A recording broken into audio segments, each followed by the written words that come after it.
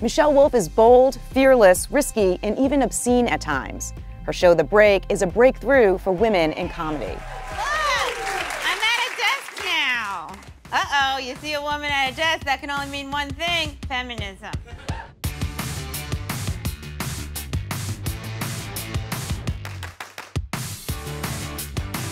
In a landscape dominated by men, Michelle's late-night Netflix comedy show stands out for its ability to push the envelope. This isn't your late-night broadcast show. This isn't your daily show hosted by a woman. She makes it her own. No one is safe with Michelle Wolf. I like making fun of Melania because she's a bad first lady. She's one of the worst we've ever had. I haven't seen someone phone in this whole first lady thing since Betty Ford was still drinking. Even on Netflix, which featured Chelsea Handler's comedy show, the streaming network is still dominated by men. David Letterman, Jerry Seinfeld. But enter Michelle Wolf.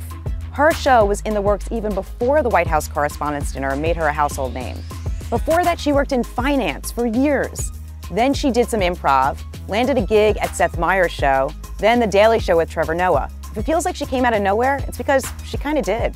It was the White House Correspondents' Dinner, though, that really grabbed everyone's attention.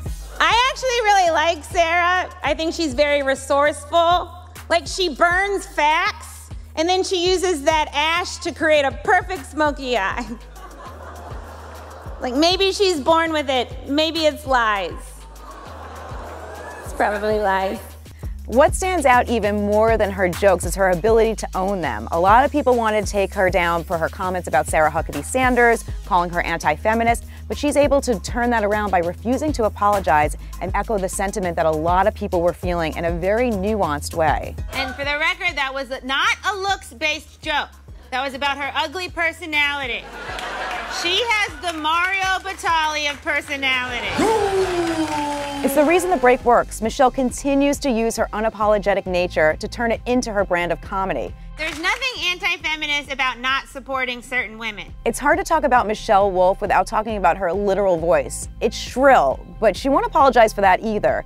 I'm Michelle Wolf, and yes, this is my real voice.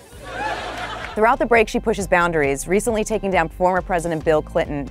Bill was caught off guard by the questions about Monica, which is sort of adorable.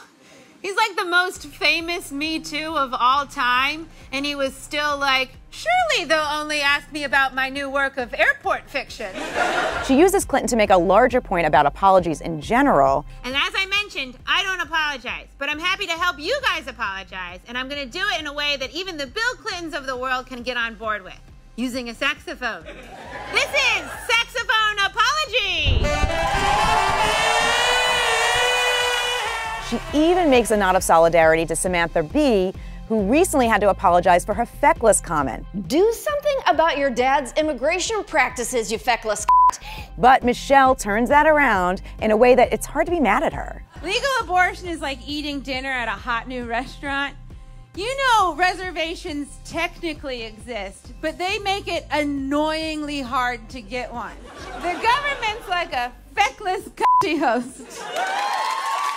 It sends an important message to women in comedy and women in general about apologizing when we really don't have to. Michelle can take on this space because of the women who came before her. Joan Rivers, Carol Burnett paved the way. Chelsea Handler, Amy Schumer answered raunchy comedy.